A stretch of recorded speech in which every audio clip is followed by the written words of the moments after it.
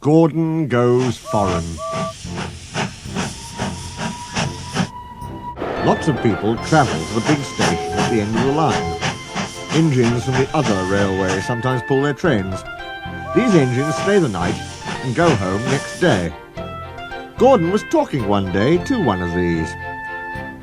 "When I was young and green," he said, "I remember going to London. Do you know the place? The station's called King's Cross." "King's Cross?" snorted the engine. "London's Euston. Everybody knows that." "Rubbish," said Duck. "London's Paddington." "I know. I worked there." They argued till they went to sleep. They argued when they woke up.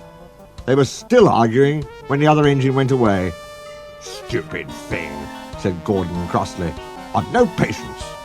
"Stupid yourself," said Duck. "London's Paddington. Paddington, do you hear?" "Stop arguing," James broke in. "You make me tired. You're both agreed about something anyway." "What's that?"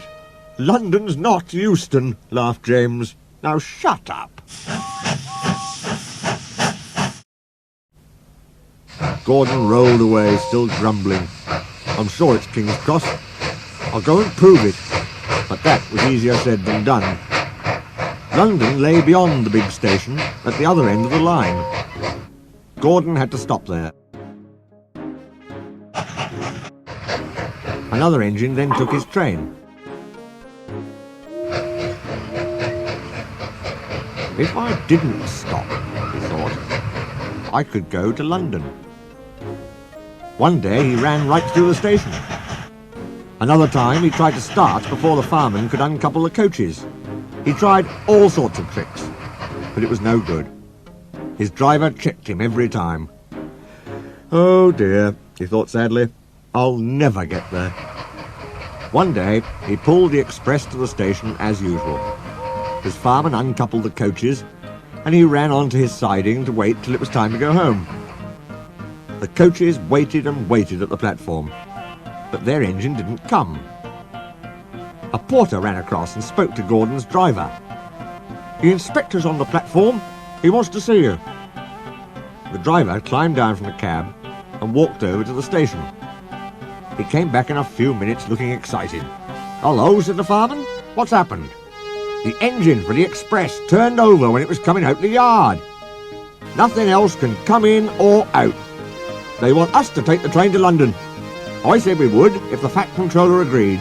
They telephoned and he said we could do it. How's that?" "Fine," said the fireman. "We'll show them what the Fat Controller's engines can do." "Come on," said Gordon, "let's go." He rolled quickly over the crossings and backed onto the train.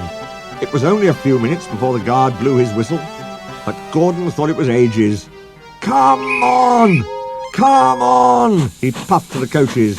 "Come on, come on, come on, come on, come on, come on, come on! We're going to town, we're going to town," sang the coaches. Slowly at first, then faster and faster. "We're going to town, we're going to town, we're going to town, we're going to town." Gordon found that London was a long way away. "Never mind," he said. "I like a good long run to stretch my wheels." But all the same, he was glad when London came in sight.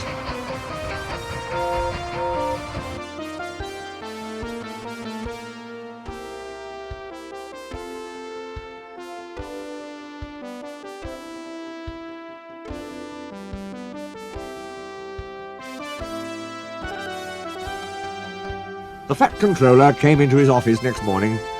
He looked at the letters on his desk. One had a London postmark.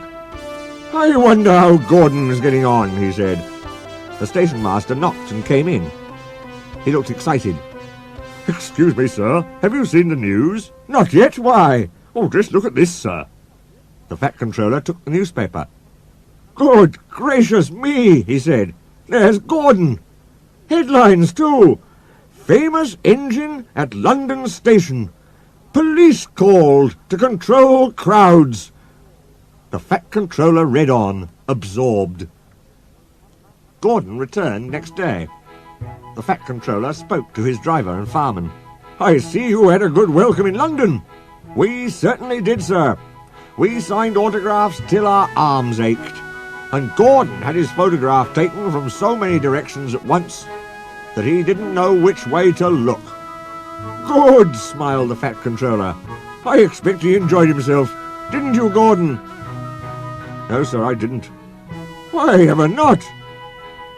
London's all wrong, answered Gordon sadly. They've changed it. It isn't King's Cross any more. It's St. Pancras.